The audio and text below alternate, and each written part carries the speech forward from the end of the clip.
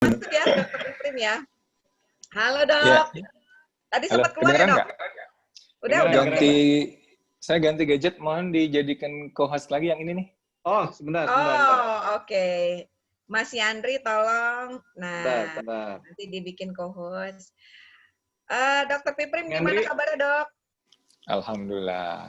Alhamdulillah. Aku Sehat-sehat. pengen silaturahim ajak anakku catch up imunisasi belum jadi. Boleh. Iya. Dok lagi di rumah di mana nih dok? Di rumah? Alhamdulillah. Mana Lagi di cucu rumah. yang Ya. lucu itu? Lagi main-main sama tantenya. Saya followers Instagram garis kerasnya Dokter Piprim loh. Coach, sama.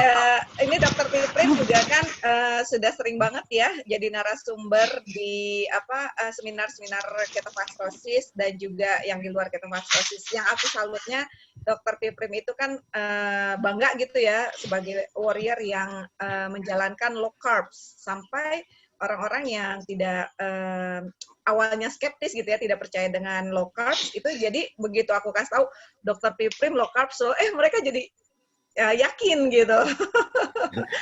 Dan kali ini memang temanya berbeda dengan tema yang biasa dibawakan oleh Dokter Piprim ya. Karena hari ini kita justru kebiasaan Dokter Piprim yang latihan beban. Nah, selain itu, ternyata Dokter Piprim juga akan menjelaskan hubungan latihan beban atau resisten itu dengan insulin resisten ya, dok? Ya, oke. Silakan dok. Iya, dengan insulin resisten. Ya, terima kasih. Assalamualaikum warahmatullahi wabarakatuh. Waalaikumsalam. Terima kasih Mbak Sari, Coach Ebi. Waalaikumsalam. Pak Sidik, Babe Sidik ini sering bantuin ngerekam. Saya share ini ya. Ini kalau topiknya ini saya newbie nih. Jadi sama-sama belajar ya. Jangan Newbie lah. diketawain. Kita juga sama-sama belajar loh, Dok. Baru sekali dengar Dokter Piprim sama-sama belajar. Iya, minder saya kalau sama favorit Coach Ebi ini. Kalau sama Coach Ebi minder. Oke, udah kelihatan dok. Kelihatan ya.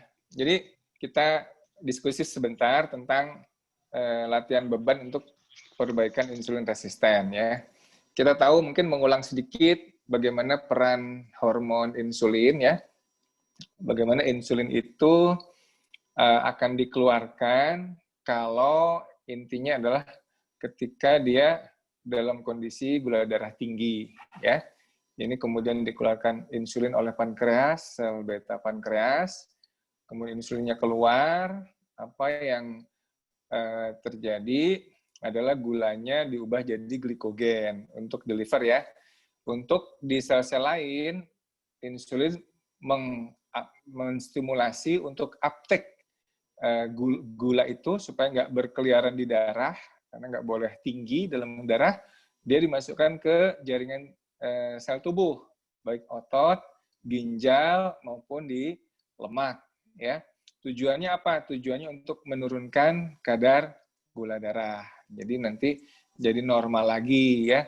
Tapi kalau nanti sinyalnya gula darahnya rendah, hipoglikemia, dia akan merangsang pengeluaran glukagon oleh sel alfa pankreas. Jadi alfa beta ini tetanggaan aja, dia cuma ada di 5% dari pankreas ya. Jadi sel yang membentuk hormon itu adalah Langerhans itu cuma 5% aja dari pankreas. Yang lainnya dia mengeluarkan enzim-enzim yang lain ya, ada lipase dan sebagainya. Ini kalau glukagon kebalikannya ya, kebalikan dari kerja insulin. Glukagon tujuannya untuk menaikkan gula darah, sedangkan insulin untuk menurunkan gula darah. Jadi dua hormon ini hormon yang saling antagonis ya. Kalau satu tinggi, satunya nggak bisa tinggi gitu ya. Kecuali dalam keadaan tertentu ya.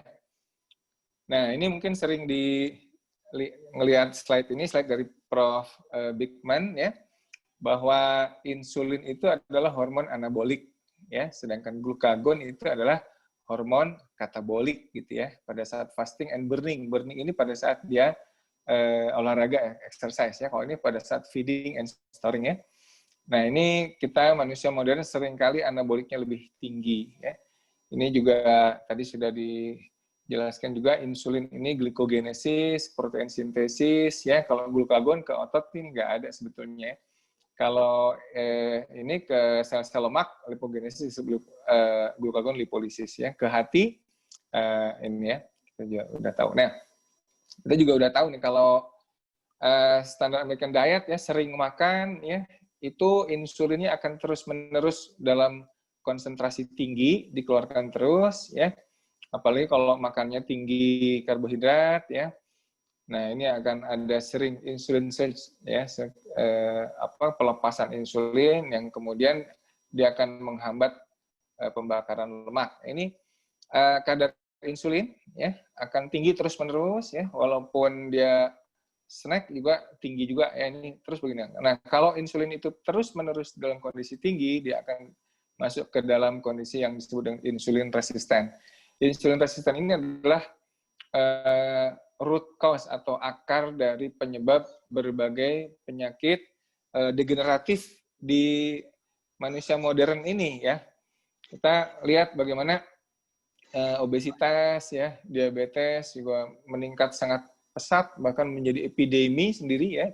Obesitas itu, cancer juga sekarang banyak sekali ya. Dulu zaman kita kecil mungkin jarang kita dengar orang sakit cancer. Sekarang ini mungkin saudara kita ya, kerabat kita itu pasti ada yang kena kanker ya. HDL-nya rendah, kronik inflamasi, hipertensi, aterosklerosis ya.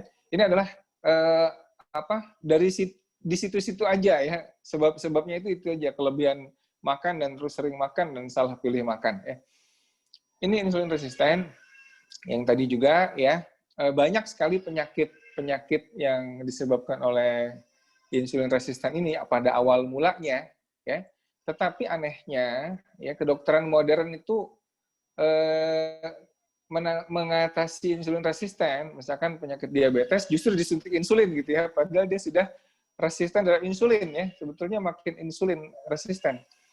Kalau Jason Fung itu menjelaskan, coba apa penyebab antibiotik resisten? Ya, penyebabnya karena terlalu sering minum antibiotik. Nah, insulin resisten juga sama, terlalu sering dikeluarkan insulin, gara-gara terlalu sering makan karbohidrat dan terlalu banyak jumlah karbohidratnya.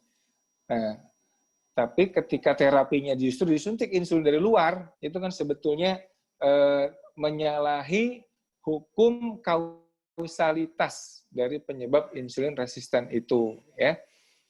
Nah, ini masih sama. Tadi kira-kira ini ciri aplikasi praktisnya ya. Kalau orang berat badannya susah turun ya, dan lain-lain tadi sudah ya. Sorry. Ini gejala-gejala klinisnya ya. Nah, sebetulnya insulin resisten itu pada kondisi insulin resisten ya, sebetulnya ini insulin yang hijau ya. Insulin itu kadarnya sudah tinggi, hiperinsulinemi, tapi gula darahnya masih normal nih, masih bisa rendah ya. Sehingga harusnya orang-orang yang sudah secara klinis punya gejala insulin resisten seperti buncit misalkan ya, seperti hipertensi ya. Jangan hanya gula darahnya nih, bisa jadi gula darahnya masih normal, tapi cek kadar insulinnya ya. Kalau ketemu kadar insulinnya sudah tinggi dan gula darah puasanya masih rendah ya, itu biasanya kita cek namanya HOMA-IR ya. Gula darah puasa bareng dengan insulin puasa. Kalau HOMA-IR-nya itu ada yang cut off point-nya 2,5 atau ada juga yang 3 ya. Itu tinggi, maka hati-hati ini sudah insulin resisten ya. Ketika insulin itu kemudian kadarnya sudah mulai menurun ya, gula darahnya naik ya, gula darahnya naik memenuhi kriteria diabetes, maka dia masuk ke kondisi diabetes tipe 2. Ya, diabetes tipe 2 biasanya selalu begini, diawali dengan hiperinsulinemia, insulin resisten, kemudian jadi diabetes. Jadi sebetulnya orang yang sudah diabetes itu resisten terhadap insulin. Jadi kalau dia terapinya diberi insulin, ya dia sebenarnya bukan memperbaiki masalahnya, tapi justru merusak dalam jangka panjang, dia akan tambah insulin resisten. Ya. Nah, di jurnal ini disebutkan bahwa otot rangka, nah kita mulai masuk ke materi ini ya, otot rangka itu apa ya, penyerap terbesar dari gula ya. Jadi glukosa yang kita makan itu sebetulnya 80% bahkan itu diserap oleh otot rangka ya, otot-otot tubuh kita ya. Jadi the main consumer of glucose gitu ya. Nah, untuk masuk ke dalam otot itu dia butuh insulin ya. Butuh GLUT4 namanya ya, glukosa transporter 4 itu yang dependen insulin. Dia dengan ada GLUT4-nya, dengan bantuan insulin, glukosa biasa masuk dan digunakan oleh otot. Tetapi ketika dia insulin resisten, jadi otot itu tidak mau dengar lagi perintah insulin, maka glukosanya yang masuk ke otot ini jadi sedikit. Nih, yang masuk otot berkurang 50%-nya, akibatnya yang beredar di darah meningkat. Ya, jadi tidak heran ketika orang itu insulin resisten, ya, penyerapan gula itu susah. Ya, makanya orang-orang yang diabetes nih, dia sudah ketofastosis ya, sudah beberapa waktu, tapi gula darahnya masih tinggi misalkan ya, itu sangat bisa terbantu dengan menambah massa ototnya. Ya, karena massa otot yang besar, kapasitasnya besar, dia akan mudah membuat gula darahnya juga lebih cepat turun ya. Nah, itu dari sisi otot ya. Sekarang dari sisi liver. Dari sisi liver, insulin itu bikin lipogenesis ya, de novo lipogenesis, dan juga bikin glikogen ya. Jadi kalau ada insulin, gula itu dirubah menjadi glikogen, kelebihannya dirubah jadi lipogenesis ya, produksi glikogen. Tapi ya, nah ini dia, kalau ada insulin lipogenesisnya meningkat, glikogenesisnya meningkat, ya, produksi glikogen ya. Tetapi apa yang terjadi kalau insulin resisten terjadi di liver ya? Yang terjadi begini, si produksi lemaknya dia tetap tinggi, tapi si glikogenesisnya rendah. Jadi gula itu nggak dirubah jadi glikogen, tapi dirubah jadi lemak. Karena tidak bisa dirubah jadi glikogen, maka kadar gula darahnya jadi glukosa. Ini meningkat juga di dalam darah. Ya. Jadi orang yang insulin resisten itu serba salah. Di otot, dia ototnya nggak nerima gula, di liver nggak bisa dirubah jadi glikogen. Hanya bisa dirubah jadi lemak. Inilah yang kemudian bikin lipotoxicity, ya, perlemakan hati ya. Ini di sisi lain gula darahnya juga jadi tinggi karena tidak bisa mengubah gula jadi glikogen ya. Nah, sekarang kalau dari pankreasnya bagaimana? Ini kita tadi sudah singgung bahwa glukagon itu meningkatkan gula darah, sedangkan insulin itu menurunkan gula darah ya. Tapi insulin ini ngeblok kerja glukagon ya. Tapi ini nggak sebaliknya ya. Glukagon itu lebih pasif nih. Insulin yang lebih ngeblok glukagon. Jadi kalau insulinnya resisten, apa yang terjadi? Increase blood glucose gitu kira-kira ya. Jadi insulinnya resisten. Jadi kemudian dia kerja glukagonnya dia nggak ada yang menghambat ya. Nggak ada yang menghambat. Jadi bisa jadi diabetes. Nah, ini yang terjadi di tubuh kita ketika terjadi insulin resisten, ya, mengerikan sebetulnya. Ya. Di otot juga ada lipotoxicity, ya, toxic lipid metabolites, ya, lemak-lemak ada di otot, ya. Kemudian di pankreasnya juga mengalami perlemakan, ya, ini lipotoxicity yang sesungguhnya, ya. Ini dikiranya gara-gara orang makan lemak, padahal gara-gara insulin resisten, gara-gara tinggi terus kadar insulinnya, ya, lemak di dalam tubuh itu akibat de novo lipogenesis gara-gara insulin resisten, gitu ya. Ini non alcoholic fatty liver disease, ya. nanti non-alkoholik steatohepatitis ya. Jadi livernya mengerikan begini sebetulnya. Nah ini kalau dicek di laboratorium ya SGLT-SGLT-nya meningkat ya, SGLT itu meningkat. Ini nanti gini nih, HDL kolesterolnya rendah, small dense LDL-nya tinggi. Nah ini yang bikin atherogenesis ya.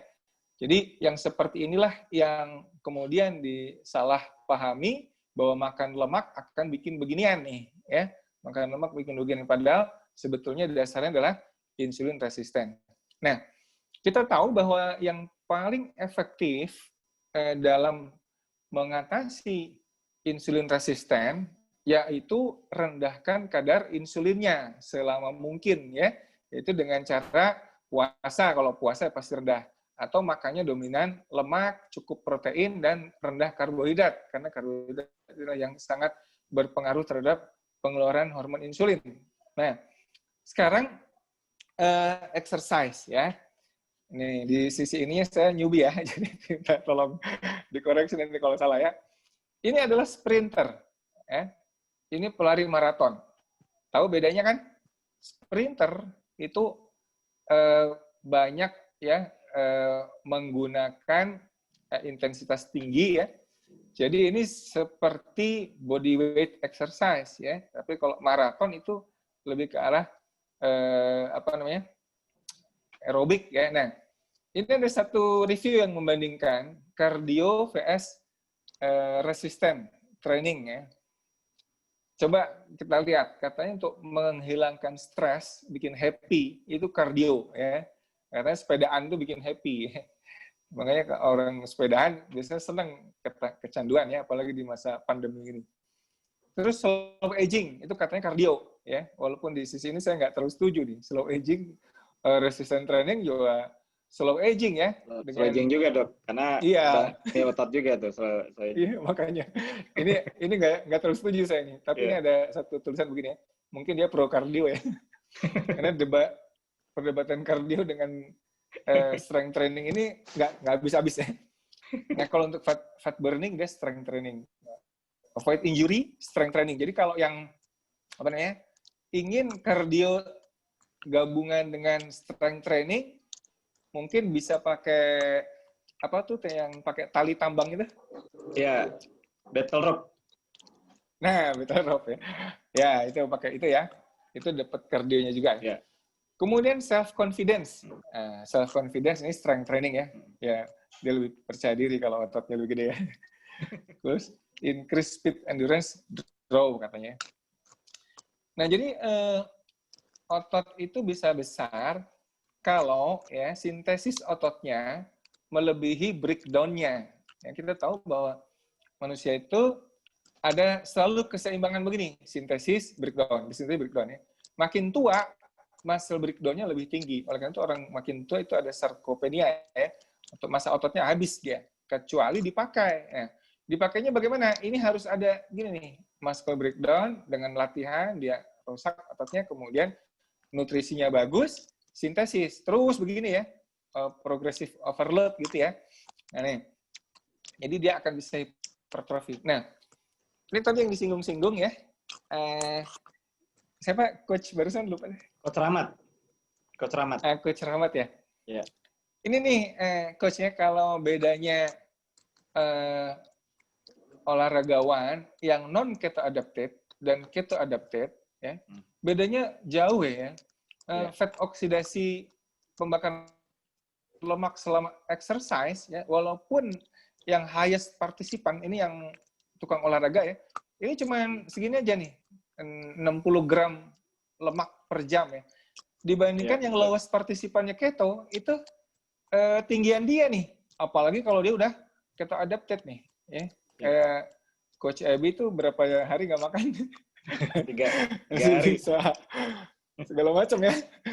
Jadi fat oksidasi ini memang berbeda ya. Yang non keto adapted dengan yang keto adapted itu berbeda cukup signifikan ya. Maka itu banyak olahragawan level dunia yang untuk mencapai meraih gelar-gelar kejuaraan dunia itu dia justru menerapkan low carb dulu ya. Ya. Nah, Kenapa sih kalau keto adapted itu dia akan lebih powerful ya? Karena dia sudah bisa menggunakan ototnya sudah adaptasi dengan bahan bakar lemak ya. Free fatty acid-nya sudah bisa langsung dipakai, dimasuk ke mitokondrianya, kemudian mengalami beta oksidasi dan energinya jauh lebih besar dibandingkan kalau dia pakai gula ya. Nah ini cadangan energi ya. Kalau di liver itu cuma 200-400 kilokalori ya. Di otot itu 1.000 sampai 3.000 kilokalori ya. Ini tapi kalau di lemak ya, dia bisa juga dibuat gluconeogenesis untuk sebagian kecil yang nggak punya mitokondria seperti eritrosit ya, atau sebagian otak ya. Otak itu juga nggak bisa 100% keton ya. Otak itu juga keton itu walaupun puasa 40 hari ya, tetap otak itu perlu glukosa sekitar 30%, 30 sampai 35. Ketonnya cuma 65% aja. Ya nggak mungkin keton 100% di di otak itu ya. Karena ada bagian-bagian otak primitif yang dia tidak punya mitokondria dan nggak bisa pakai keton. Sehingga dari lemak ini bisa tetap dibikin gluconeogenesis untuk organ-organ yang tadi itu ya. Nah, ini ada muscle triglyceride. Ini juga tinggi juga 3.000 kalori, tapi supply dari adipose tissue ya ini bisa sampai 100.000 kilokalori. Oleh karena itu kita tidak heran ya para olahragawan yang kalau dia tidak keto adapted mesti carbo loading ya kan? Mesti carbo loading, tapi kalau yang keto adapted dia udah bisa enak pakai bahan bakar lemaknya. Nah, ini kita lihat bagaimana bahan bakar terkait dengan intensitas latihan ya, intensitas di VO2 max-nya ini. Jadi semakin tinggi intensitasnya, maka muscle glycogen ini yang menjadi bahan bakarnya ya. Kalau dia makin rendah ya, ini adalah plasma free fatty acid yang hijau muda ya. Jadi plasma free fatty acid, tapi kalau makin tinggi intensitasnya dia pakai glikogen ya. Ini regulasi dari glucose transport dan glucose metabolisme pada latihan. Nah ini mungkin inti dari presentasi saya. Bedanya aerobic exercise training dengan resistant exercise training itu di pilihan ini metode memasukkan gulanya ya, ini glukosa transporternya. Kalau aerobik itu pakai GLUT4. GLUT4 ini kan dependen insulin ya kan. Nah, padahal pada orang yang diabetes yang insulin resisten ini karena dependen insulin ya, padahal insulin resisten, maka dia tidak akan seefektif kalau dia pakai resistant training karena dia memasukkan gulanya dengan glukosa transporter yang independen terhadap insulin, gitu kira-kira intinya ya. Selain dengan bertambahnya massa otot, maka tentu serapan gula di dalam darah itu juga akan lebih tinggi ya.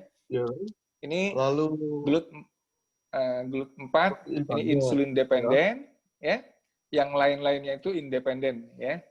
Lain-lain independen. Jadi ini kalau fruktosa transporter ini GLUT5 ya. Fruktosa juga ada di sini, insulin independen, GLUT2. Jadi fruktosa itu nanti dia bisa langsung bikin perlemakan hati tanpa mengganggu insulin ya, lebih gawas lagi. Nah ini, jadi high intensity exercise itu membuka glukosa transporter without signal from insulin. Ini dia manfaat high intensity exercise dibanding kalau dia cuma aerobik aja ya. Makanya walaupun ada yang hobi sepedaan, sepedaan aja sebetulnya untuk happy-happy aja ya, tapi jangan puas dengan sepedaan doang ya, harus bikin otot untuk masa tua gitu ya. Nah, ini metabolic fuel regulating flux to select mix ya. Jadi ini beberapa penelitian yang mengungkapkan bahwa ketika rasio ya ATP itu rendah, ya AMP-nya tinggi, kemudian mengaktifkan AMPK, ya. Ini kita nggak asing ya buat yang di KF ya. AMPK ini kemudian kan nanti jadi bikin fatty acid oxidation ya, oksidasi fatty acid di mitokondria ya. Nah, ternyata dia juga bikin uptake fatty acid di otot-otot itu meningkat ya, juga glukosa uptake-nya juga meningkat juga, tapi dia menghambat ini sintesis glikogen, gluconeogenesis, lipid sintesis dan protein sintesis ya. Sehingga pada saat defisit kalori itu dia akan pakai bahan bakar lemak untuk tenaga ototnya ya. Ini saya kira ini sering dibahas oleh Mas Tio ya, bagaimana mobilisasi lemak ya ke sirkulasi dulu ya, kemudian ketika dia masuk otot dia harus pakai CPT1 CPT2 ini di mitokondria, baru kemudian dia pakai beta oksidasi dan kemudian dijadikan ATP ya. Jadi ketika free fatty acid itu masuk ke dalam mitokondria, dia akan dirubah beta oksidasi masuk ke Krebs cycle. Tapi kalau dia masuknya ke sitoplasma, dia akan dirubah mengalami de novo lipogenesis, ditumpuk jadi lipotoxicity tadi. Sayangnya mekanisme ini ya seringkali disalahpahami. Jadi pada orang-orang yang free fatty acidnya tinggi, tetapi itu arahnya adalah lipogenesis, dianggap free fatty acid ini sangat berbahaya ya. Maka di keto itu sering dikeliru pahami karena kadar free fatty acidnya yang tinggi itu dianggap untuk de novo lipogenesis, padahal dia masuk ke mitokondria untuk beta oksidasi asam lemak. Ini dua hal yang jauh berbeda, padahal fenomenanya mirip-mirip. Di darah tuh bedanya adalah trigliseridnya rendah ya, dipakai kalau keto adaptif. Ini fast state metabolism ini jadi mirip-mirip tadi AMPK-nya, makanya sebenarnya autofagi itu bisa karena dia puasa, bisa juga karena exercise. Karena intinya ketika AMPK itu aktif kalau ada rasio ATP dengan AMP yang berubah ya, ATP-nya rendah terpakai. Nah, saya kira itu mungkin yang saya sampaikan. Mohon maaf untuk yang bagian exercise-nya mungkin para coach di sini lebih paham. Terima kasih. Oke, terima kasih Dokter Piprim, luar biasa ya. Nggak mungkin dong kita yang udah sering seminar dan talk show MC kuadrat, nggak mungkin ya. Jadi kalau tadi yang aku tangkap ya Dokter Piprim, ada efisiensi gitu ya. Selama atletnya low carbs, itu lebih efisien gitu ya dok? Iya, dia jadi lebih pembakaran free fatty acid-nya jauh lebih tinggi karena sudah biasa. Ototnya itu sudah mengenal free fatty acid. Jadi ketika dia latihan itu tentu kapasitasnya lebih besar karena ATP-nya kan lebih besar dibanding kalau orang itu baru menggunakan free fatty acid ketika ketika olahraga dipakai ya, cadangan glikogennya habis baru dipakai. Nah ini dari awal dia sudah memang bisa mengakses gudang lemaknya gitu. Kira-kira itu sih bedanya. Betul-betul. Jadi mungkin tadi Coach Rahmat juga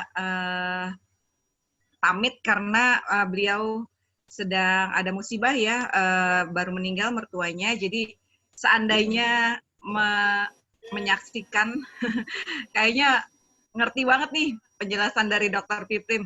Nah, di sini ada beberapa pertanyaan nih, Dok. Siapa para teman-teman yang masih mau bertanya ke Coach Edi dan juga Dokter Piprim mengenai latihan dan juga hubungan resistant training atau latihan beban dihubungkan dengan insulin resistance gitu. Nah, ini ada pertanyaan dari Laurentius Stephen. Boleh ya Coach Edi ya? Kita langsung aja ya. Iya, langsung. Soalnya nanti keburu azan zuhur, udah kepotong deh, belum puas nanya sama Dokter Piprim. Kayaknya kita lewat dikit aja nggak apa-apa, Mbak. Oke. Karena azan zuhurnya juga maju banget soalnya sekarang kan. Yes, benar. Ya, Oke, lanjut. ini pertanyaan pertama nih dok. Dok, katanya Laurentius Stephen ya,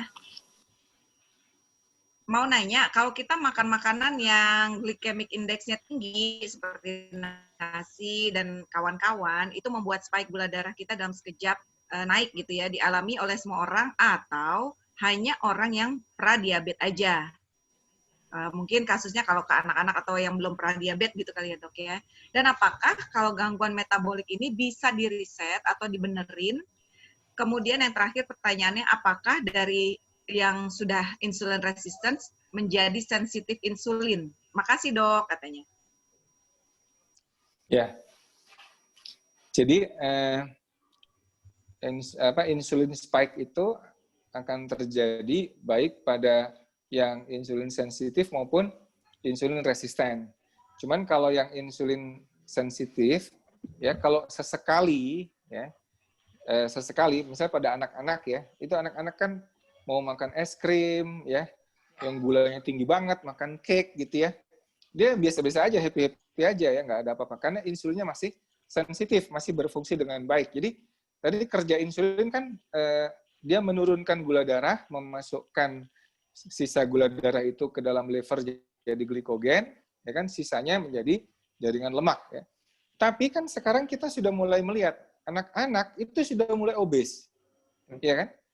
Kenapa? Karena selalu tadi itu pagi, siang, sore, malam 6 kali sehari makannya yang tinggi refined carb-nya. Jadi walaupun anak-anak dia sudah mulai insulin resisten. Itu kalau dicek HOMA-IR-nya, ya insulin puasanya tinggi walaupun gula darahnya masih normal. Jadi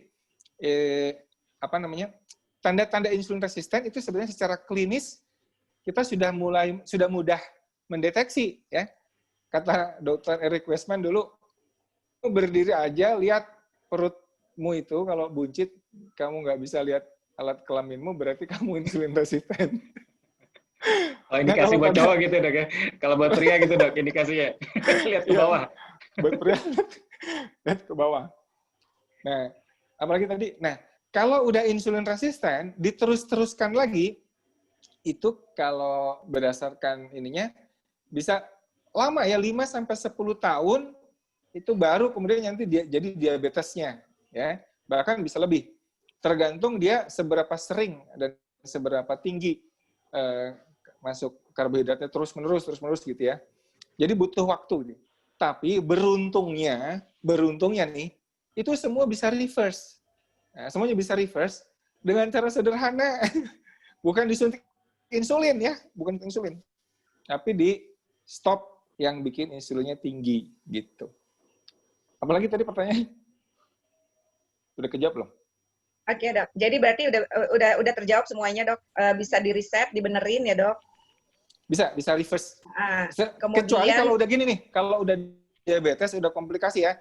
Misalkan diabetes udah bikin retinopati buta, nah itu susah ya. Diabetes udah ada damage udah ya serangan, dok. Ya, udah serangan jantung, kan susah, nggak bisa bangun lagi tuh kalau udah stroke, udah lumpuh, nggak bisa. Jadi kalau masih diabetes aja, insya Allah masih bisa. Oke. Kemudian ada pertanyaan lagi. Silakan yang masih mau bertanya ya. Latihan weight training untuk pria dan wanita harus dibedakan nggak dok? Ini coach Ebi aja. Ya, jadi dari Mbak Mawa nih, Coach Ebi. Ya, oke, Mbak Mawa gini. Jadi kalau membedakan mungkin dalam arti beban ya, gitu ya. Makanya kalau dalam let's say pertandingan gitu ya, itu banyak misalnya di Olimpik gitu kan, makanya itu juga ada perbedaan kan antara pria dengan wanita. Semua kapasitas itu pasti berbeda gitu. Jadi yang jelas wanita standarnya pasti di bawah pria. Nah, itu yang utama. Nah, tapi pola latihannya bagaimana itu sama gitu ya. Hanya membedakan lebih ke arah ya spesifiknya berat beban. Nah, gitu aja. Jadi misalnya kalau aku selalu mengarahkan bagi teman-teman yang baru mulai latihan beban gitu ya, yang wanita startingnya dengan dumbbell 1 kilo kalau mau pakai dumbbell, ya kan? Yang pria startingnya 4 kilo gitu kan. Nah, jadi jangan yang wanita startingnya dumbbellnya 4 kilo, nah gitu, atau bahkan 2 kilo gitu. Yang kemarin banyak yang kemudian kayaknya kram-kram lama ya, jaramnya lama banget kan Pak, begitu dicek datanya 2 kilo. Nah gitu. Nah itu yang tadi aku bilang. Jadi lebih ke arah pembedaannya adalah dari sisi berat beban Mbak Mawa ya gitu. Tapi kalau dari sisi pola latihan, contoh misalnya repetisi gitu ya, repetisi sama untuk bisa hipertrofi itu repetisinya antara 6 sampai 12 gitu kan. Setnya 3 sampai 4 gitu. Nah, jadi kalau dari sisi repetisi sama untuk membuat hipertrofinya. Tapi yang membedakan adalah dari sisi berat bebannya aja Mbak Mawa. Gitu aja sih sebenarnya, itu aja. Karena kemampuan dari sisi lifting power antara wanita dan pria pasti berbeda. Ya, prinsipnya sih itu aja Mbak Mawa. Gitu sih. Apalagi Mbak Sari ya? Oh ya, Dok. Tadi yang masalah itu ya, jadi memang benar Dok, kalau orang yang udah dulunya insulin resisten, ini pengalamanku dulu Dok ya, jadi maksudnya pada saat gemuk, dulu kan aku pernah nyoba, ya namanya, dulu kan pemikirannya tuh gini Dok, pengen kurus ya nge-gym, nah gitu kan, nah gitu, jadi pemikirannya dulu awalnya gitu, jadi padahal nggak ngerti, padahal waktu itu udah pasti insulin resisten gitu. Sehingga pada saat kondisi insulin resisten, ya aku alamin juga dulu kayaknya otot nggak ada gitu ya. Nah, walaupun juga latihannya juga ngawur lah ya gitu karena juga belum paham dan sebagainya gitu. Jadi memang pada saat terjadi insulin resisten itu justru malah asam amino itu nggak bisa masuk ke sel otot gitu. Itu yang setelah aku pelajarin gitu. Jadi dia harus dibenerin dulu insulin resistennya gitu ya. Nah kemudian setelah latihan beban, nah baru kemudian sel asam aminonya itu baru bisa masuk ke sel otot. Gitu. Jadi memang orang yang misalnya pola pikirnya adalah nge-gym pasti bisa kurus ya agak dengan badan gemuk sekali ya gitu ya. Nah, makanya aku pernah ada temen yang nge-gymnya udah 3 tahun Dok, badannya gede banget Dok gitu. Ya, tapi nggak pernah jadi-jadi ya karena itu tadi. Gitu mungkin insulin resisten kemudian itu tadi asam aminonya nggak bisa masuk ke otot. Jadi memang ya insulin resisten benar-benar ini sih sangat mengganggu juga untuk kalau misalnya bangun otot gitu. Kalau timing nge-gymnya kapan ya, Coach ya?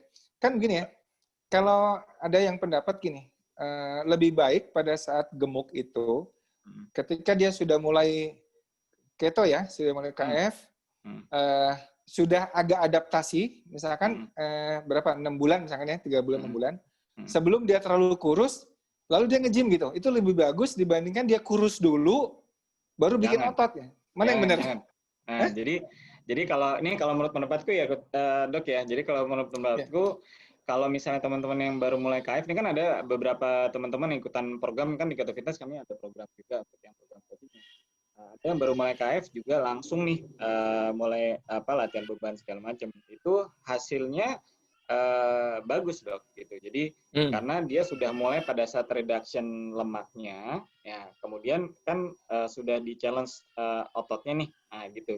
Nah, jadi pengiimbangan antara lemaknya turun, kemudian massa ototnya juga sudah mulai naik. Kenapa? Karena pada saat gemuk dia udah stop karbonya, paling enggak kan insulin resistennya udah mulai berubah, gitu kan? Nah, sensitivitas insulinnya sudah mulai makin bagus. Nah, sehingga pada saat dia sudah men-challenge ototnya, nah perubahan komposisi tubuh antara massa lemak body fat yang sudah mulai turun dan kemudian massa otot yang udah mulai naik, nah ini akan membuat perimbangan yang makin bagus Dok gitu. Nah sehingga yang tadi kan Dok Piprin juga udah share bahwa pada saat otot sudah mulai naik, kemampuan intake dari untuk ke glukos gitu juga makin bagus. Nah jadi perimbangan ini, perubahan ini yang terjadi malah justru kalau menurutku malah makin bagus, makin cepat KF Warrior mulai latihan beban itu malah sebenarnya lebih bagus.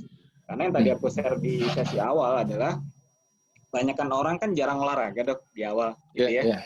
Masuk aku nih gitu ya, bukan tipe olahraga, tipenya molor Dok dulu sebelum KF gitu ya, bukan tipe olahraga. Jadi kalau misalnya teman-teman masih mikir, waduh Coach Ebi dulu ini ya latihannya rutin sebelum KF, enggak, molor, hobinya molor pokoknya. Nah, jadi makanya gemuk.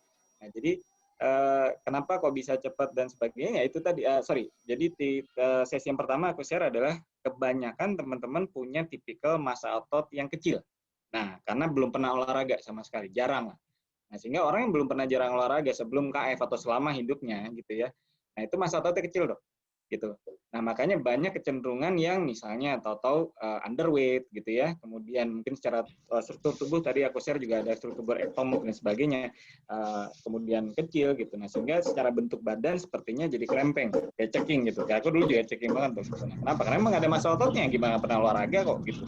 Nah, itu yang membuat pada saat orangnya gemuk, sama nih, ini aku ada kejadian nih teman. Jadi ini ada teman ya partner kerja dulu. Udah aku ceramain KF dok, udah aku ceramain KF, terus segala macem, tapi nggak pernah mau jalanin gitu. Tapi yang sorry agak berisik. Tapi ternyata apa yang aku omongkan tentang lokap masuk ke dia, gitu ya. Jadi udah nggak ketemu sekitar 2-3 bulan, ternyata dia jalanin lokap dok. Ya walaupun dia masih makan nasi sebagainya. Terus kemarin dia kasih laporan, gue sekarang udah turun 7 kilo loh. Dia cuma ini segala macam. Nah terus dia bilang, tapi gue sekarang jadi skinny, dia bilang gitu. Ternyata masa otot gue kecil, men. Dia bilang gitu. Dia bilang sendiri gitu. Ternyata yang gue pikir dulu gue gede, gitu ya. Ternyata tuh gede lemak, bukan gede otot. Nah itu dok. Nah jadi banyak orang berpikir pada saat badannya gede, gitu ya. Nah gedenya tuh gede lemak, gitu. Nah sehingga pada saat udah karbonnya udah hilang kan lemaknya udah turun nih, tek segala macam. Nah kalau Kak Evoria udah mulai latihan beban dari awal, nah jadi pada saat penyesuaian ini dia paling nggak udah bisa nambahnya udah pelan-pelan, jadi dia nggak terlalu cekung banget. Nah, itu menurutku sih gitu. Jadi timingnya semakin cepat dia udah mulai latihan beban, menurutku bagus. Tapi memang kan perlu adaptasi dulu ya di awal, ketosis, mungkin di awal-awal mungkin masih kardio dulu nggak ada masalah, karena kardio kan akan percepat juga proses fat loss-nya juga, gitu kan. Jadi proses dari stopping karbo, kemudian restricting kalorinya juga dari EF kita di KF, kemudian tambah dari dia lakukan kardio paling enggak. Nah, mulai perlahan nanti mulai latihan beban, resistance training, ya mungkin nggak usah berat, itu paling enggak udah di challenge tubuhnya untuk ototnya mulai berkembang gitu.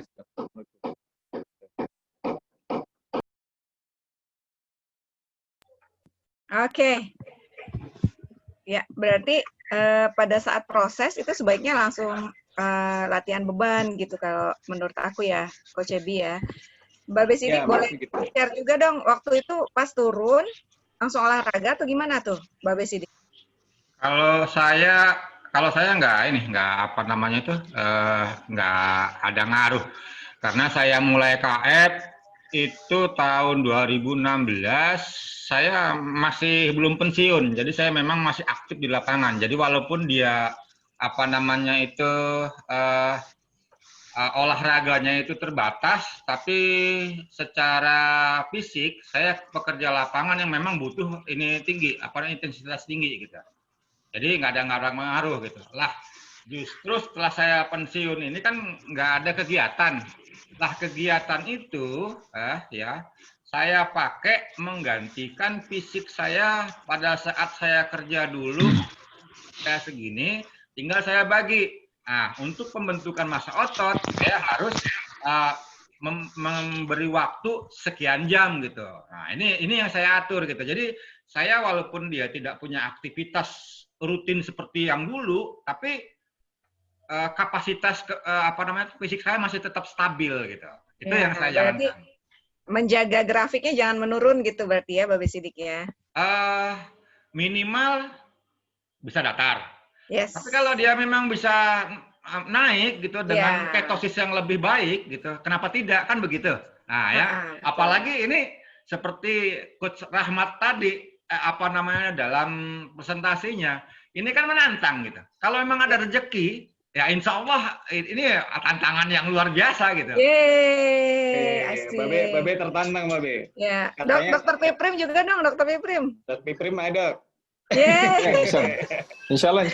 Kapan ya? Kapan? Amin. Iya, men-challenge dok. Karena menurutku aku juga kan bukan tipikal naik gunung, baru-baru naik, karena tadi gue bilang aku tipikal mau. Jadi ini challenging banget gitu. Maksudnya pengen jajal banget gitu. Ih gila ya, di tantangan luas kemarin pun waktu sama Mas Tio kita share masalah ini gitu ya, merencanain gitu. Mas Tio sendiri langsung bilang, ih gila ya, lu gimana tuh coba nenek moyang kita di kondisi seperti itu segala macam. Nah itu aja udah kita bayangin udah seru banget tuh.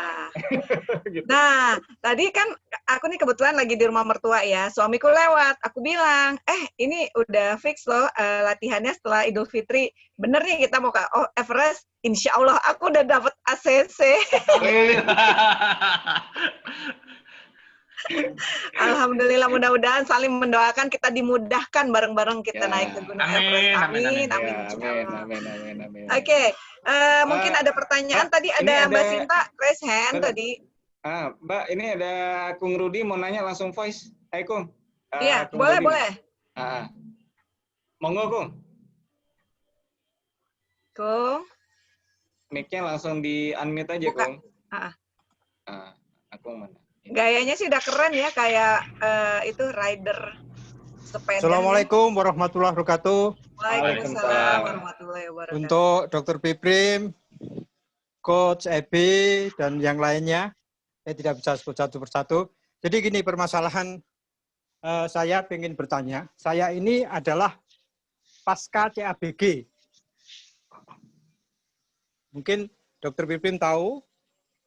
Dan kemudian saya sudah menjalankan keto kurang lebih 3 tahun. Sekarang yang saya lakukan itu baru sepedahan. Kemudian saya angkat beban kurang lebih 2 tahun, tapi tidak terlalu sering. Jadi mungkin seminggu 3 kali saja. Tapi kalau saya sepedahan, saya bisa setiap hari kurang lebih sebulan itu bisa 1.000 sampai 1.100 km per bulan. Nah, yang jadi permasalahan saya itu adalah sampai berapa kekuatan saya untuk kalau saya nge-gym pakai beban. Selama ini saya 2 tahun ini paling ya 2 kilo sampai 3 kilo saja. Karena kalau saya konsultasikan dengan dokter bedah saya tidak boleh angkat terlalu berat. Nah, mungkin ada masukan kira-kira untuk memperbesar otot saya itu harus bagaimana? Kalau dengan beban saya tidak boleh lebih berat lagi. Mungkin ada solusi dari Dr. Piprim, Coach Ebi, dan mungkin Abah Sidik mungkin. Monggo, matur suwun. Saya dulu ya, ntar dilengkapin ya, Coach Ebi ya. Siap dok. Jadi menurut saya sepedaan itu jangan terlalu ekstrim, Akung ya. Kang Rudi usianya berapa? 58. 58 ya, belum terlalu sepuh lah ya. Saya juga udah yangkung nih. Mungkin gini, kalau menurut saya nih, sepedaan itu buat happy aja, buat happy sama memang buat melatih kardio juga ya. Tapi nanti mesti diimbangi dengan latihan beban yang memadai ya. Disesuaikan dengan kemampuan kita. Tapi kalau konsepnya progressive overload, insya Allah bisa, karena dia low impact sebetulnya. Strength training itu dia low impact, ya dibandingkan cardio itu lebih high impact. Ya, kalau kalau dokter sih memang sebagian besar begitu ya. Saya juga konsul ke ortopedi. Saya ada cedera lutut, robek di ligamen lutut itu. Nasihatnya apa coba? Ya udah jangan naik tangga. Lah kan aneh olah. Nasihatnya jangan naik tangga gitu kan. Nah, kemudian saya ngobrol-ngobrol sama ini PT saya, dikuatkan aja ototnya gitu kan, otot pahanya ya, otot core-nya. Saya juga HNP dulu ya. Kemudian bisa tuh naik tangga 5 lantai bolak-balik nggak ada masalah. Nah, kemarin naik turun saya ke Gunung Gede, udah pernah sih ke Gunung Gede. Tapi turunnya memang mesti pakai tongkat double. Ya misalnya ke pertanyaan, kalau menurut saya jangan terlalu habis tenaga kita di kardio ya. Kardio itu sekedarnya aja buat happy aja, buat latihan exercise kardio memang harus ada ya, tapi nanti masa otot itu harus dibentuk sejak awal, dari mulai yang ringan dulu, sampai kemudian nanti bertahap tambah berat bebannya, tapi memang mesti ada pelatihnya. Jadi kalau sendirian nih, Kak, kalau sendirian nih, kita nggak harus coba aja, Rian nggak mungkin sampai failure, nggak punya program, ya kan? Maunya ya sebentar aja udah selesai gitu kan? Ya, oke. Dok, tadi yang masalah istilah kedokterannya itu apa, Dok? penyakit apa dok? Yang tadi bypass jantung. Oh jantung, oke. Oh, operasi Jadi bypass. saya sudah Jantungnya di bypass. udah di bypass.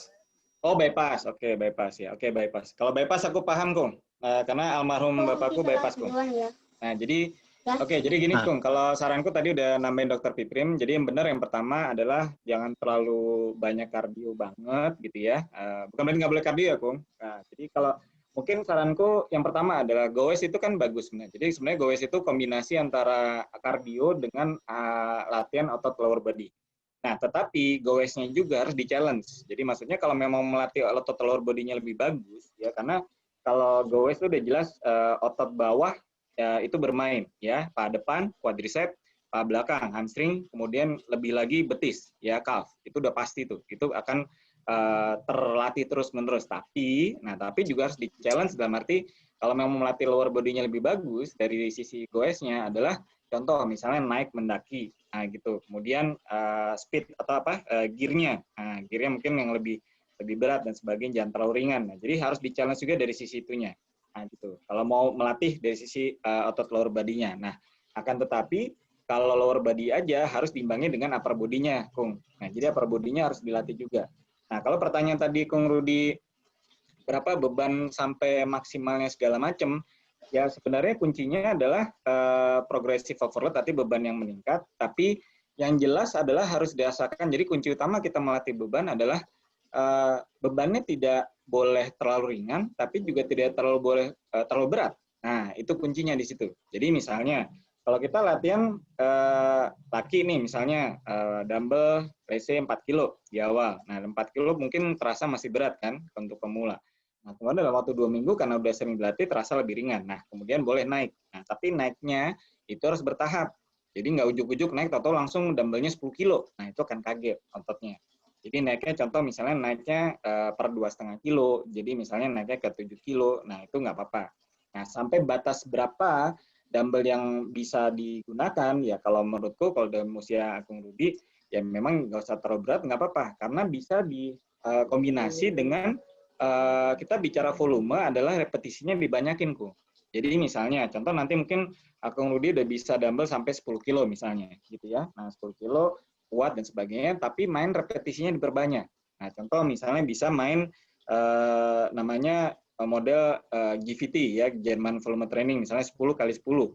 Nah, itu bisa juga. Nah, jadi artinya dalam satu gerakan, nah itu lakukan sampai 100 repetisi totalnya. Nah, itu bisa. Nah, itu contoh aja ya, Kung ya. Nah, jadi maksudnya artinya progressive overload itu tidak melulu dalam kapasitas beratnya harus naik terus. Nah, ada beberapa kondisi yang memang mungkin beratnya dia di situ aja, tapi repetisinya volume intensitas ya, volume intensitas atau repetisi dalam hal ini dan set, sehingga totalnya namanya volume itu meningkat.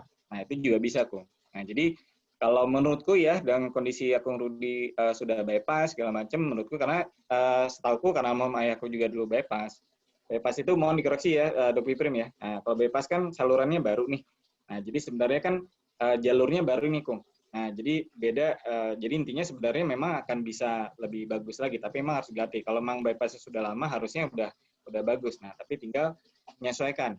Nah, yang jadi challenge adalah bagaimana mengukur kemampuan tubuh kita terhadap progressive overload-nya. Nah, karena masih banyak teman-teman yang masih salah paham, naiknya terlalu jauh. Nah, yang penting naiknya jangan terlalu jauh, Kung. Kalau memang mau naikin beratnya. Jadi kalau misalnya mungkin naikinnya per 2 kilo, per 2,5, ya jangan ujuk-ujuk naiknya langsung 5 kilo. Karena apalagi kita cowok nih, kadang-kadang ego bermainnya besar banget nih, gitu ya. Wah, ini kayaknya udah terlalu ringan nih, ini langsung deh naikin 10 kilo, jebret. Nah, kemarin ada tuh kejadian, ya gitu. Naikin toto overload-nya naiknya bisa 25 kilo. Badannya remuk, berasnya remuk. Kenapa? Ini ya kemarin naik ini segala macam naiknya 25. Wah, ya nggak bisa gitu. Jadi semua tubuh kita akan kaget kalau naiknya terlalu cepat seperti itu, nggak bisa. Nah, jadi kalau pertanyaan Kung, apakah beratnya sampai seberapa berat? Nah, itu harus di-challenge, Kung. Tapi menurutku kondisi seperti itu progresif aja naiknya, gitu. Dan nggak harus yang teman-teman nggak harus lihat kayak aku ya latihannya sampai ratusan kilo, nggak perlu, karena model latihannya berbeda. Kalau aku memang dilatih seperti itu karena konsentrasinya bukan hanya bodybuilding tapi powerlifting. Nah, kalau powerlifting memang lebih berbeda. Kita challenge-nya adalah dengan latihan yang 3 besar, bench, deadlift sama sama squat itu bisa sampai ratusan kilo. Nah, tapi teman-teman nggak usah ngikutin aku, gitu. Beda caranya, gitu ya. Jadi dengan hipertrofi aja 6 sampai 12 repetisi dengan beban yang makin meningkat per 2,5 kilo, 2,5, itu udah cukup.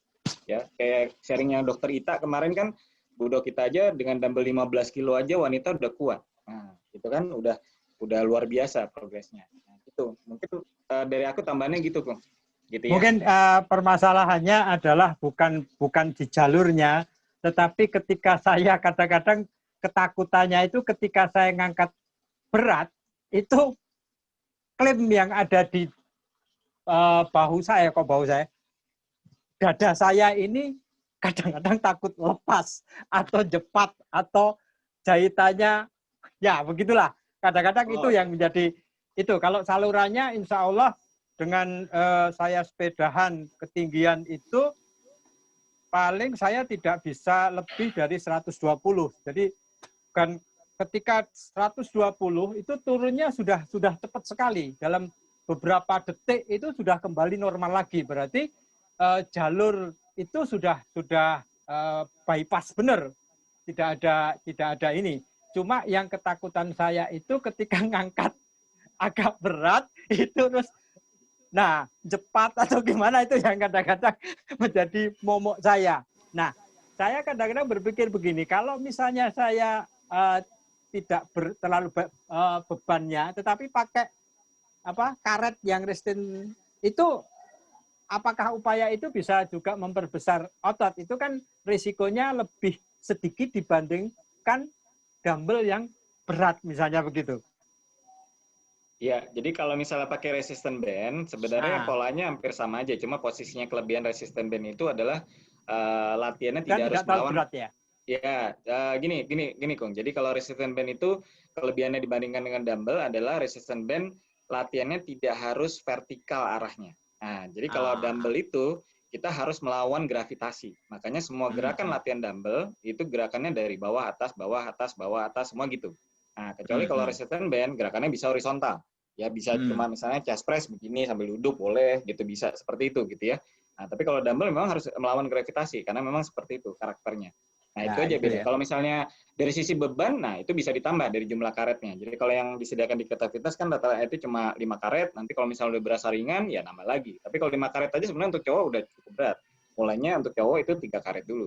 Nah, 3 karet nanti dilatih dulu. Berasa udah makin ringan, nambah lagi karetnya. Nah, modelnya seperti itu, Kung. Nah, jadi itu aja sih sebenarnya. Jadi kalau menurutku, kalau memang ada kekhawatiran itu, ya wajar gitu ya, wajar. Nah, mungkin bisa cek ke dokternya kali ya, Dok Piprim ya, untuk kepastiannya gimana, Dok?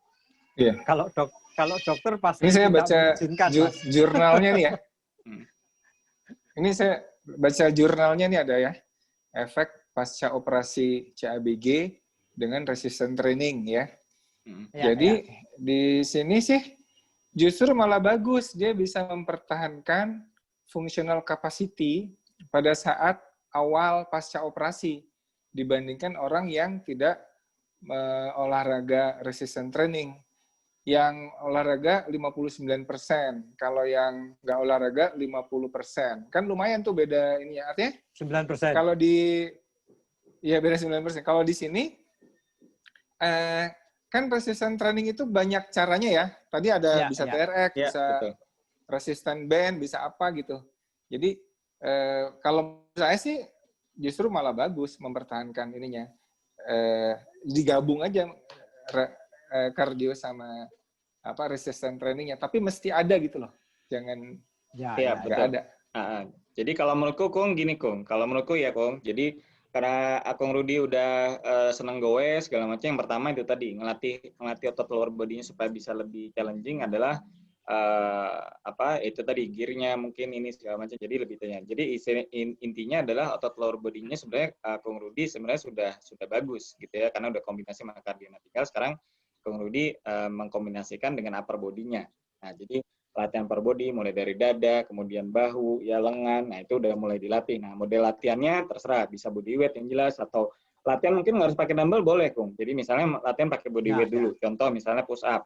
Nah, push up itu juga salah satu yang bagus. Kenapa? Karena push up itu melatih bagian dada, otot bahu depan, sama tricep, itu yang utama. Yang latihan yang lain sebenarnya banyak, core-nya juga bermain, kemudian latihan Kang Rudi bisa ngelatih plank juga gitu ya. Nah, jadi hal ringan dulu yang konsentrasinya di upper body, karena Kang Rudi sudah lebih seringnya mainnya di goes. Nah, karena goes sudah pasti lower body udah kelatih, Kang. Nah, jadi tinggal kalau menurutku Kang Rudi latihannya di bagian upper body aja, fokusnya. Yang di luar goes ya. Nah, gitu, yang di luar goes, di upper body-nya diperbanyak. Nah, intensitasnya mulai ringan dulu aja, nggak usah berat-berat. Kalau cowok 4 kilo, sambil dirasain, Kang. Nah, sambil dirasain gitu ya. Kalau misalnya memang udah lebih ringan, ya udah. Kalau mau pakai resistance band, boleh. Kalau kayak misalnya kayak Doc Prim, main TRX juga boleh. Kalau TRX itu juga bodyweight juga, cuma dengan metode yang berbeda gitu ya. Tapi intinya juga sama, men-challenge tubuh kita gitu. Kang Rudi, tanya Kang Rudi. Yuk. Selama ini yang aku merasakan, apakah ada rasa ngilu, nyeri di tulang yang hasil operasi itu atau bagaimana gitu? Minimal dari situ kan bisa kelihatan kondisi perbaikan selnya di tingkat apa namanya itu jaringan yang terputus itu bagaimana gitu? Apa juga ada rekapnya gitu dari hasil ronsen atau bagaimana gitu? Nanti dari situ mungkin Pak Dr. Pipin bisa memberi penjelasan yang lebih detail gitu. Terima kasih.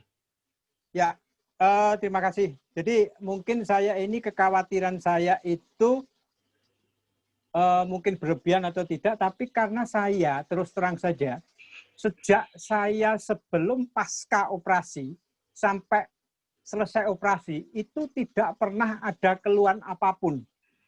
Saya tidak pernah yang namanya sesek, tidak pernah. Saya yang namanya, ya mohon maaf, saya tidak mau kena serangan jantung. Saya tidak pernah merasakan apapun. Setelah operasi pun juga tidak merasakan apapun. Nah, yang menjadi pertanyaan, yang jadi kadang-kadang momok itu adalah, ya apa sih serangan jantung? Saya tidak pernah tahu. Sehingga ketika, ya kadang-kadang ketakutannya itu mungkin Dr. Piprim ya. Jadi kadang-kadang kalau saya terlalu berat beban terus kemudian mencongol dada saya, itu yang kadang-kadang menjadi momok itu saya seperti itu. Jadi saya itu tidak pernah merasakan apa-apa. Jadi ketika saat itu saya kenapa harus CABG itu karena ketika saya ada tes treadmill itu irama jantung saya tidak bagus. Kemudian saya observasi ke beberapa dokter dan akhirnya mengatakan bahwa harus yang namanya dicek dulu pakai apa Dokter Prim, apa namanya yang dilihat salurannya itu kateterisasi. Kateterisasi. Ya, ketika dikateterisasi satu jalur saya itu buntu. Jadi buntu apa 90%, Kung? Buntu total, buntu. 100%?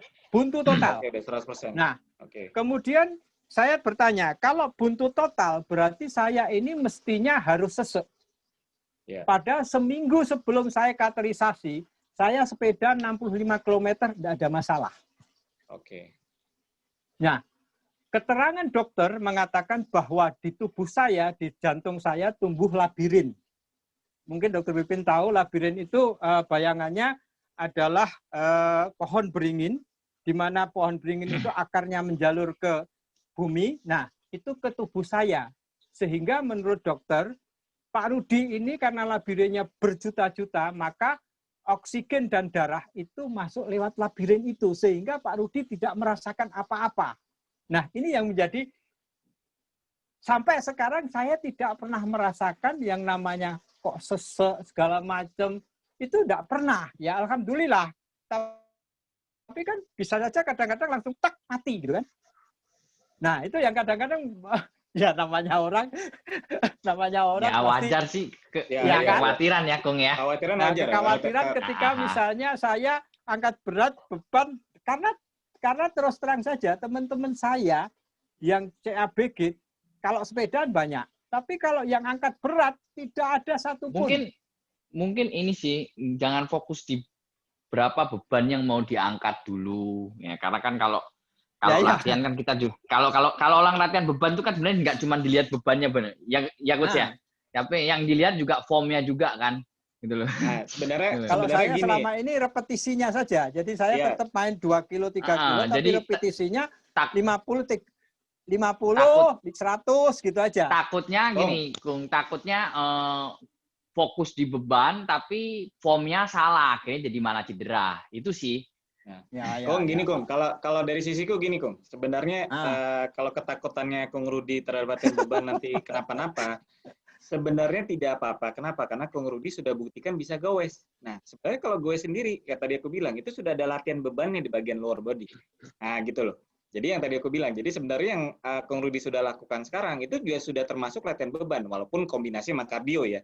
Tapi kombinasi dengan latihan goes itu, lower body itu main semua Kung. Ya, jadi quadricep, hamstring, calf, itu semua kena semua Kung. Nah, jadi itu yang aku bilang. Jadi makanya kenapa tadi aku bilang latihannya Kung Rudi kalau memang mau dikombinasi adalah fokusnya di upper body aja. Tapi kalau menjawab kekhawatiran Kung Rudi apakah nanti ada kenampalan dan sebagainya, sebenarnya Kung Rudi lakukan sekarang dengan goes dan tidak ada apa-apa, alhamdulillah kan. Nah, itu pun sudah latihan beban sebenarnya. Nah, gitu loh. Ya, karena kalau goes ini adalah bahagia. Saya mulai dulu sebelum saya, ya mungkin 20 tahun saya goes itu 20 tahun. Jadi ketika saya setelah pasca operasi 6 bulan saya latihan, dokter bilang, kebetulan dokter saya juga seneng goes. Gimana dok? Saya boleh goes? Boleh, gitu kan? Oke, sudah. Latihan sedikit, akhirnya seperti itu, gitu. Tapi ketika meningkat ke ini, ya saya sudah ya rutinnya seminggu 3 kali lah angkat beban itu. Tapi Pak, ya itu tadi saya tidak berani terlalu berat. Gak apa-apa Kong. Jadi pokoknya yang penting rutinkan dulu. Ya, jadi jangan fokusin harus nangkitin berat enggak. Oke. Jadi rutinin dulu aja. Itu yang konsentrasi itu dulu. Karena lower body-nya Kong Rudi sudah dilatih ya, dengan goes. Nah, tinggal perlahan upper body-nya dilatih secara rutin. Jadi yang kunci utama adalah merutinkan dulu. Nah, karena itu yang tersulit. Nah, gitu. Kadang kan teman-teman luar ini ada yang udah rutin, kemudian berhenti lagi, rutin, berhenti lagi. Nah, itu yang tidak membuat akhirnya ototnya jadi. Nah, gitu. Karena udah mau jadi, berhenti lagi, udah mau jadi, berhenti lagi. Nah, makanya kenapa salah satu kunci utama suksesnya bangun otot adalah harus konsisten. Nah, itu tadi. Karena otot yang kita hasilkan pun itu belum permanen. Nah, jadi makanya kita harus challenge terus, dan challenge itu juga tidak harus beban yang meningkat. Memang prinsipnya progressive overload, Kung, gitu. Tapi pada saat kita misalnya walaupun bebannya masih sama, tapi repetisinya ditingkatkan, gitu ya. Nah, itu juga akan membuat hipertrofinya juga makin bagus bermain. Nah, gitu, Kung. Prinsipnya gitu, Kung. Mungkin satu pertanyaan lagi ke Dr. Piprim ya. Mungkin biar saya tidak terlalu khawatir juga, karena kalau saya tanya ke dokter saya pasti jawabannya. Nah, setelah saya operasi, ya kan, kemudian dibelah dada saya, ini kan disambung lagi. Yang kalau dia adalah depend segala macam. Nah, itu kalau saya kurang lebih, saya ini sudah hampir 4 tahun, besok 11 Januari itu saya 4 tahun. Kira-kira dengan kondisi pasca operasi 4 tahun itu bagaimana dokter? Sudah kuatkah? Gitu loh. 6 bulan dari recovery. Wow. 6 bulan. 6 bulan ya? Tulang-tulangnya udah nyambung lagi. Itu kan dipasang apa tuh? Pen. Kan pen kayak kawat ya? Kawat, betul. Wire ya? Jadi dipasang wire. Ya kalau udah bisa sepedaan 1.000 kilo sebulan ya bisalah angkat beban mah. Nah, iya makanya tadi aku bilang. Nah, karena itu saya pengen tanya itu untuk memantapkan kekhawatiran saya, ya, meskipun paham. Ya kita harus saya karena latihannya itu ya tetap saya tidak berani, meskipun Coach Ebi kemarin ya kalau laki-laki minimal 4 kilo. Nah ini kan kadang-kadang saya kuat nggak gitu kan? Itu yang kadang-kadang. Jadi wajar sih karena Akung kan mempunyai kehati-hatian gitu. Ya. Jadi tidak masalah kalau kita memang harus waspada. Nah, sekarang sudah ada penguatan di Keto Fitness. Akung juga tetap harus memantau, cek fisik ke dokter. Jadi sejalannya waktu yang membuktikan justru Akung sendiri ke diri dan tubuh otot Akung Rudi gitu.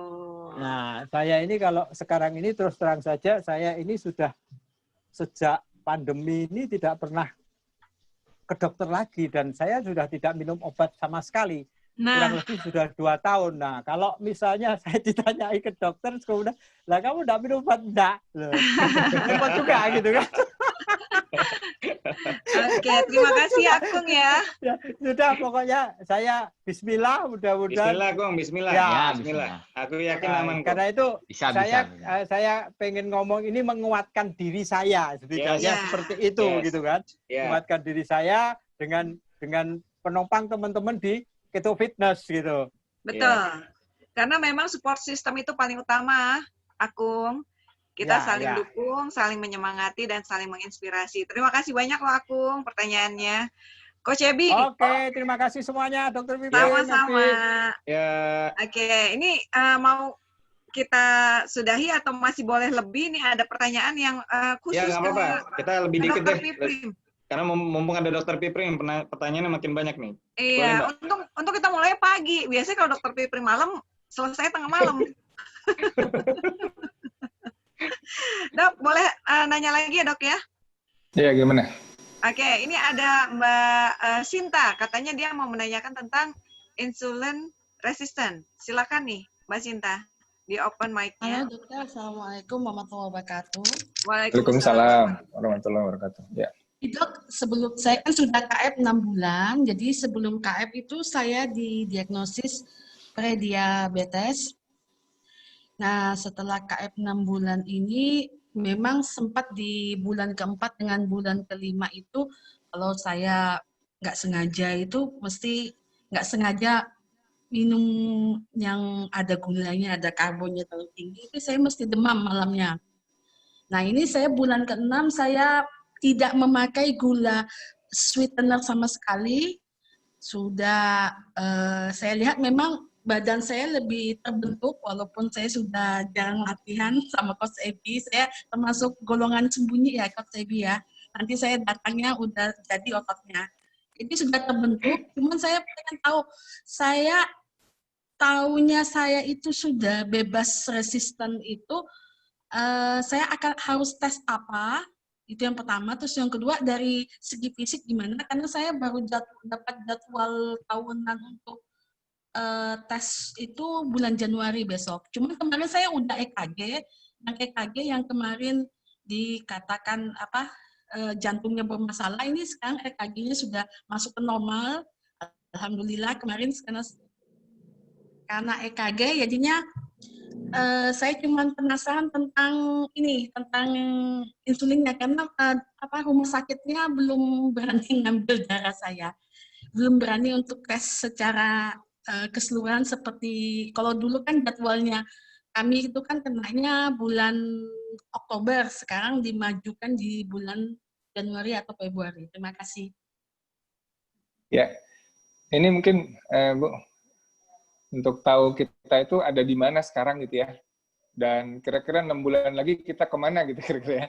Coba cek HOMA-IR namanya. Ini sebetulnya intinya adalah kadar insulin puasa, dan dibandingkan dengan gula darah puasa, ya kan? Ini ada di Prodia, harganya agak mahal sih, 500 ribuan kalau nggak salah ya. Terus, ini baru ya, Dok? Profil baru ya, Dok? Saya gratis kok, Mo. Enggak. Dok, saya gratis kok. Hah? Oh, Saya gratis? gratis nanti.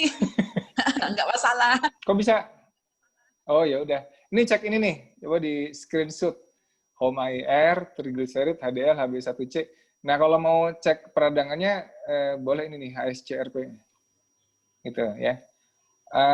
Ada ini juga darah perifer lengkap aja ya sekalian nih. Ini nanti ada LED. Jadi nanti kita tahu kita itu sudah, kalau nanti ceknya dibayarin, sekalian cek fungsi liver, SGOT, SGPT, fungsi ginjal, ureum kreatinin. Jadi kita itu menjalani lifestyle ini ada di jalan yang benar atau menuju ke arah jurang gitu ya. Ini aja. Kalau LDL kolesterol total sih, menurut saya nggak terlalu penting ya, karena nanti tergantung ini juga nih. Karena banyak yang LDL-nya normal, serangan jantung. Jadi bukan Ini ya, LDL nggak jadi patokan ya, tutup. Dok ya? Enggak LDL LDL tuh dia akan tinggi LDL berbahaya kalau trigliserid per HDL-nya tinggi. Jadi LDL itu tergantung ini. Gitu. Makanya ini nggak bisa rasio jadi TG per HDL ya? Ya, TG per HDL rasio itu. TG per HDL ya? Ya, yang enak itu di bawah 1, sekitar 1 lah. Atau di bawah 1 lebih bagus. Tapi normal itu sebenarnya kurang dari 3 gitu. Tapi kalau kurang dari 3 masih ketinggian menurut saya. Ya, mudah-mudahan menjawab. Sip. Oke, gimana Kalau Mbak Sinta? mau nanya, kalau secara fisik kita sudah tidak resisten itu gimana tuh? Terus sementara sambil nunggu panggilan diperiksa. Secara fisik, ya misalkan nih, kalau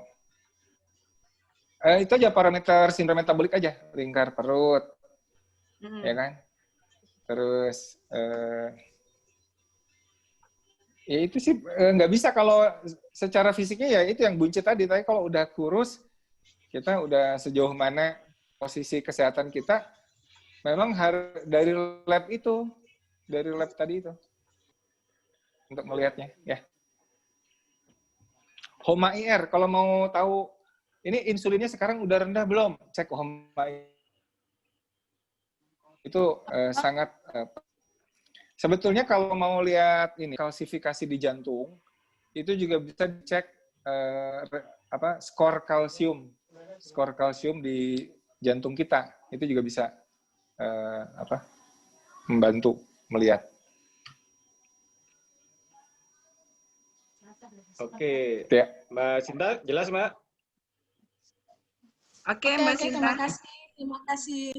Iya, kemarin aku juga sempat bikin status gitu juga, kalau orang yang udah KF gimana sih ciri-cirinya selain langsing gitu ya. Tapi kalau dari jari-jari kelihatan sih, jari-jarinya nggak ada yang gendut lagi. Oke, masih kita buka pertanyaan atau gimana? Oke, kayak masih ada yang nanya tadi, ada yang nanya, Mbak Nani tadi tuh di atas Mbak Nani bilang gini, Dok, kalau suaminya tuh baru 1 bulan nih ber-KF, kemudian lututnya sakit.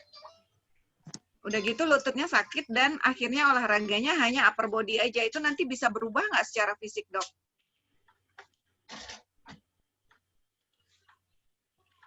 Nanti Coach Abi kalian jawab ya. Ya, boleh. Lututnya sakit. Jadi kalau misalnya lutut sakit, ya memang alternatifnya bisa latihan sambil duduk untuk latihan lower body-nya supaya tidak terus lututnya stres. Kemudian latih upper body. Nah gitu. Jadi latihan upper body-nya juga sambil duduk kalau memang aman ya, supaya lebih aman lututnya. Gitu sih Mbak. Gitu. Tapi bukan berarti otot lower body-nya nggak bisa dilatih ya. Bisa beberapa bentuk latihan, misalnya sambil duduk kayak seperti apa ya?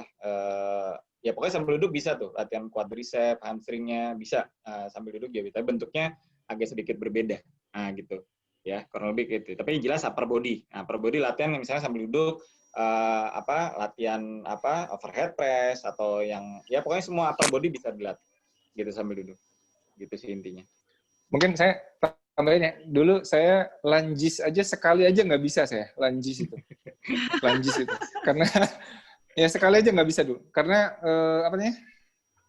cedera ini nih, ligamentum arcuatumnya itu. Itu cedera kenapa dok?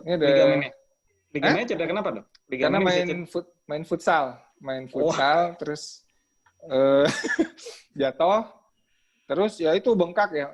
Tapi waktu itu cuman di konservatif aja, nggak mau dioperasi. Jadi lunges itu sekali aja nggak bisa, gitu. Maksudnya gambarnya kayak gitu. Jadi yang namanya resistance training itu dimulai dari awal tambah dikit gitu loh. Nanti malah lebih enak. Yes, benar. Jadi pokoknya gitu ya Mbak Nani. Jadi harus dilatih juga, tapi bentuk-bentuk pelatihan mungkin harus disesuaikan gitu. Jadi memang tubuh kita nanti bisa beradaptasi. Tapi tentunya kalau misalnya kita sudah ada cedera, nah kita harus mewaspadai cederanya. Nah, tapi kita bisa melatih bentuk lainnya ya, dengan menghindari cedera tersebut. Itu aja intinya. Gitu. Jadi bukan berarti terus nggak bisa latihan sama sekali, nggak. gitu. Gitu ya Mbak ya. Betul. Waktu sebelum KF juga aku kayaknya ngalamin hal yang sama tuh Coach Ebi. Jadi lutut kanan sakit, jadi setiap sholat sujud itu nggak kuat gitu. Nah, begitu KF hilang 20 kilo, ternyata masalahnya di obesitasnya. Hilang sendiri, lututnya nggak sakit lagi. Nah, memang gitu. Ya, jadi permasalahan utama kita dulu di obesitas kan, ya, jadi banyak yang nggak bisa. Nah, terus kemudian berapa latihan seperti tadi Dok Piprim bilang, lanjut segala macam, mungkin di awal terasa berat gitu. Tapi kalau kita latih konsisten, ya itu pasti nanti akan lama-lama bisa. Nah, contoh sederhana misalnya push up nih. Nah, push up, kenapa aku ajarin di free basic weight training, latihan beban yang kelas online pemula, itu aku udah ajarin push up. Karena memang itu untuk melatih dada itu secara lebih cepat. Itu push up itu sangat bagus. Tapi untuk orang yang pertama, memang akan terasa berat. Makanya aku bilang aku ajarinnya adalah sharingnya bagaimana dengan pakai lutut dulu atau pakai kursi dan sebagainya. Tapi yang penting adalah harus mulai dilatih. Nah, gitu. Jadi harus mulai latih terus. Jadi tubuh kita beradaptasi. Nah, ini udah ada yang progresnya, coach udah bisa nih sekarang nggak pakai lutut lagi ya, gitu kayak misalnya seperti itu. Atau yang sederhana aja, yang sederhana Mbak. Banyak ada beberapa warrior yang wanita nih udah bisa angkat galon sendiri. Nah, itu udah prestasi tuh. Nah, gitu. Bisa angkat galon sendiri. Nah, jadi challenge-nya buat yang mak-mak di rumah, nah gimana caranya bisa angkat galon sendiri tanpa bantuan orang lain. Gitu. Dengan posisi yang benar ya. Posisi benar, angkatnya bukan dengan punggung ya, tapi ngangkat kemudian posisi squat, ngangkat, kemudian naruh. Nah, itu gimana caranya bisa supaya aman. Nah, itu ada tekniknya juga. Kan aku udah share juga di kelas basic. Iya. Jadi dulu waktu mulai ber-KF aku hilang 20 kilo nih, Coach, kurang lebih ya. Jadi selama ini aku bawa galon. Apa kendalanya kalau sekarang mulai latihan ngangkat galon? Kalau udah turun 20 kilo ya kan? Terus sekarang latihan angkat galon berarti nggak ada masalah. Orang dulu aja dibawa-bawa kok sebadan-badan 20 kilo. Benar. Oke deh. Udah nggak ada lagi pertanyaannya. Kita mungkin sudah di penghujung acara dan sudah berkumandang azan juga nih, Coach. Oke, mungkin kita tutup dari mulai Dr. Piprim, mungkin ada penutupan sebelum kita berpisah nih, Dok. Ya, nggak ada. Ya, ini aja mungkin tadi ya yang 5 pilar itu memang nggak bisa ada yang ditinggalin ya. Ada yang keto low carb-nya udah benar, fastingnya panjang, ya, tapi nggak mau olahraga, gitu ya. Nanti akhirnya jadi insomnia, ya. Nggak capek soalnya, nggak ada kelebihan energi, nggak dipakai-pakai. Akhirnya nggak bisa tidur, gitu. Itu ada yang kayak gitu. Jadi mungkin lifestyle itu memang komprehensif, dan alhamdulillah kita itu diberi petunjuk ya untuk dapat pengetahuan seperti ini, yang makin digali makin ketemu benernya gitu ya, makin digali makin ketemu bener. Jadi itu alhamdulillah banget. Saya sih merasa bersyukur ya, jauh lebih bersyukur dibanding seandainya saya dapat gelar profesor misalkan ya, atau dokter. Keren banget. Keren. Iya, karena kesehatan itu nikmat luar biasa loh. Yes, benar. Menurut saya mesti diinikan. Ya. Terima kasih. Terima kasih, Dok. Terima kasih, Dok Pipin. Terima kasih, Pak Dr. Pipin. Iya, salut ya. The Sampai true wealth nanti. is health ya, kan. Kekayaan yang paling utama itu ternyata adalah kesehatan. Sehat. Yeay. Terima kasih untuk semua para narasumber. Ada Mas Doni, ada Coach Rahmat, juga the phenomenal and legendary Dr. Piprim Basarah Yanuarso. Terima kasih ya untuk hari ini. Mohon maaf kalau saya ada salah kata, dan semua itu saya mohon ampunkan kepada Allah Subhanahu wa Ta'ala. Terima kasih atas perhatian teman-teman. Tetap semangat ya. Pokoknya kalau rajin ikutan latihan Zoom bareng Coach Ebi dan teman-teman KF Warriors, itu nggak ada masalah lagi deh. Pertanyaan-pertanyaan receh itu akan terjawab dengan cara satu, lakukan olahraga, jangan banyakkan nanya, just do it. Gitu.